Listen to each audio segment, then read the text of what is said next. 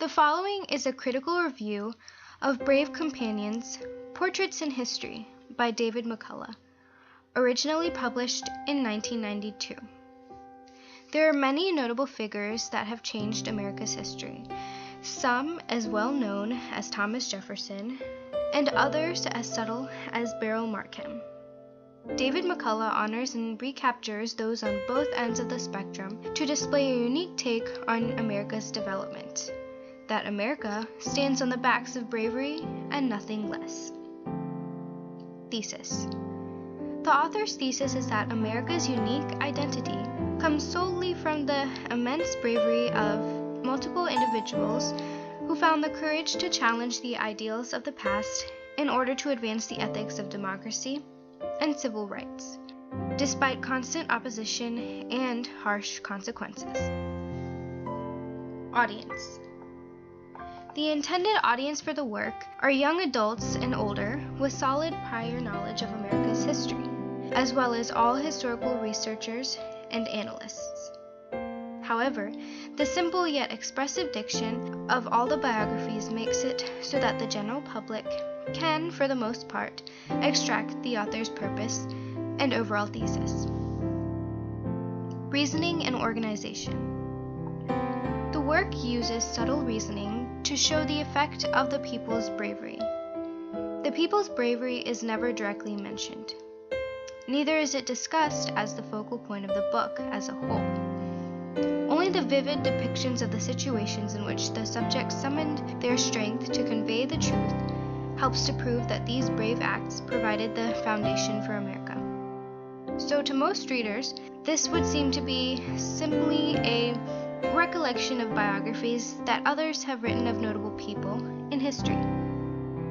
The introduction is perhaps the most important part of the book in conveying to the reader that the biographies are intended to display extraordinary bravery that helped to build up America's identity. The theory that is put forth is that the key to all achievements is attitude.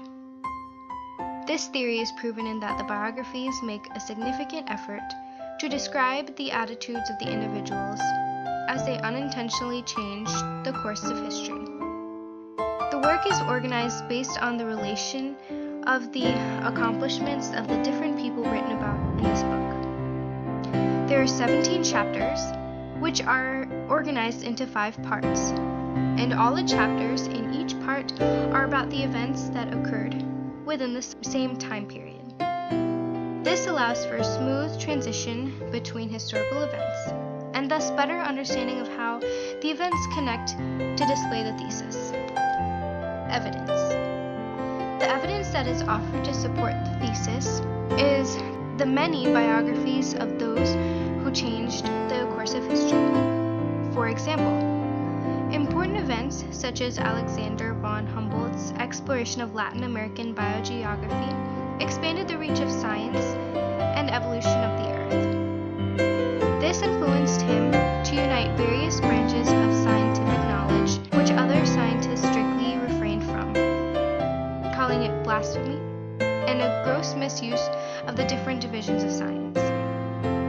Frederick Remington, for instance, was an extraordinary painter that painted scenic illustrations of the West during what was known as a time period of America's glory days.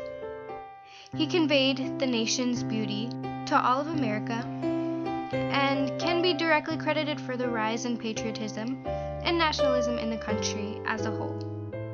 He bravely depicted nature's dominance over man, which conflicted with the belief of manifest destiny at the time that influenced territorial expansion in the first place. Later on, this allowed conservationist ideas to emerge. Likewise, Harriet Beecher Stowe's anti-slavery work through the medium of Uncle Tom's Cabin is portrayed as she innocently fights black oppression and the chains of slavery. The long-distance visions of aviators like Charles Lindbergh display the faith that people wanted to increase in others pertaining to the scientific capabilities of man. Bravery is highlighted in all these people. Effectiveness of argument. The argument is effective in that without these brave beings, the conformist ideals of America's past, such as Puritanism, slavery, and manifest destiny, would not have changed into the religious diversity, civil rights, and conservationist ideals that we have today in this country. The author provides this by highlighting the changes that these brave companions have made.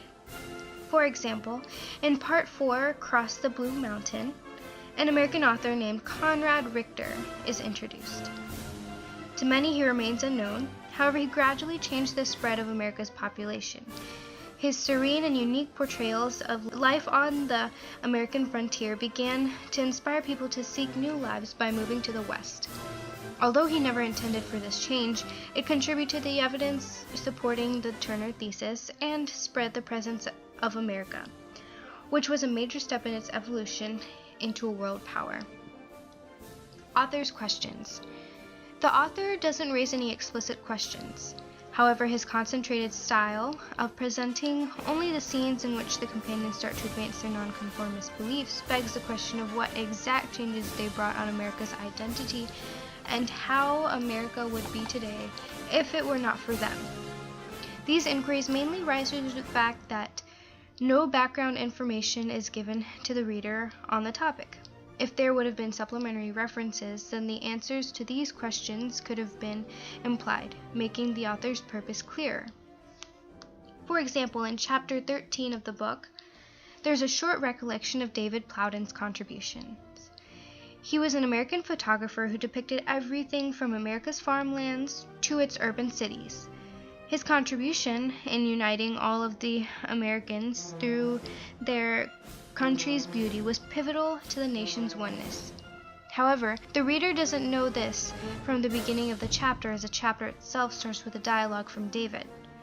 Thus, it makes it difficult for the reader to discern what exactly David is and in what context his contributions will relate to. Overall, it's rather difficult to make inferences and predictions in this book on your own. Quotes. The author includes very simple quotes for all to relate to in the introduction, which help convey the holistic view of McCullough and allow him to gain more interest from the audience. In one quote, he says, "It's a shame that history is ever made dry and tedious, or offered as a chronicle almost exclusively of politics, war, and social issues. History is a spacious realm. There should be no walls."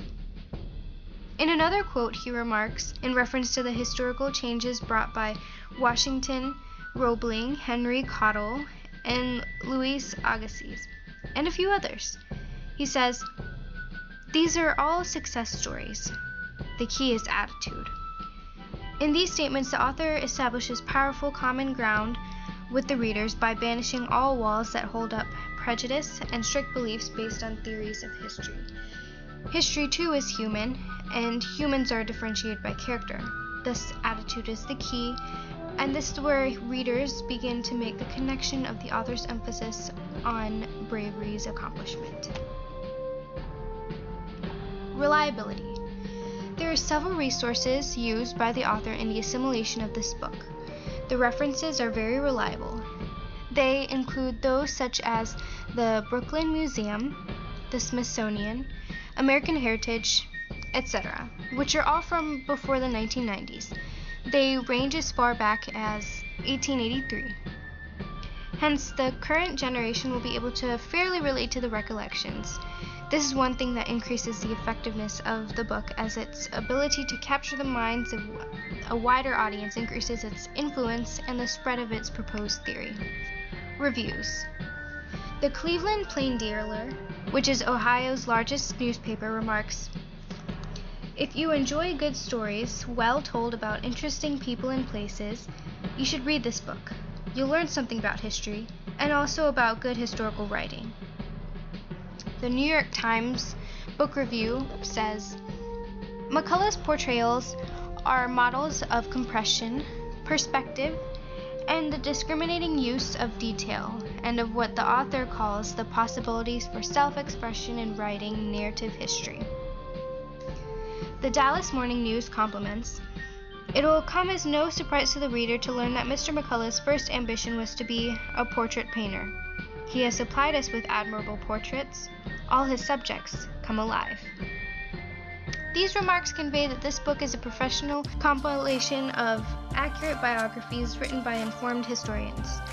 The author subtly orders and presents the content in a manner that makes the reader himself detect that the characters are indeed brave companions as their work entangles with others' work to forever change the course of American history. Hence, our pride and faith in our nation comes from the qualities it gained from these brave companions whose footprints in this country's history will never fade. Now here are a few words from the author himself on history as a whole and the factors that he considered when writing this book. McCullough's books have all come from a machine invented about the time Abe Lincoln was president. Some of you may recognize it as a typewriter. I bought it when I was embarking on my first book in the early 1960s. He called this world headquarters, an 8 by 12 foot sanctuary in his backyard of Martha's Vineyard in Massachusetts. Why do you use this as opposed to computer? I can't press the wrong button and eliminate a month's work.